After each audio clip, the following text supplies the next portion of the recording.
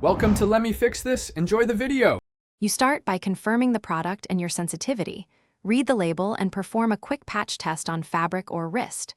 Once done, dim lights and lower phone stimulation to avoid interference. Shake the bottle, then aim 6-8 inches from a pillowcase or bedding and apply 1-2 short sprays per label instructions. Make sure to avoid face and eyes. If the spray is for linens only, keep it off skin. This gets the scent and active ingredients working before you lie down. You should time application so the spray peaks as you prepare to sleep. 10-30 minutes before lights out is usually effective. Once applied, ventilate briefly if the scent is strong. Make sure not to soak linens. Use short, controlled sprays. If you have nasal sensitivity, spray into the room air rather than directly on bedding. Then, follow a short, calm routine. Slow breathing, reduced screen time, and consistent bedtime. These behaviors amplify the spray's effects and help transition your body into sleep mode.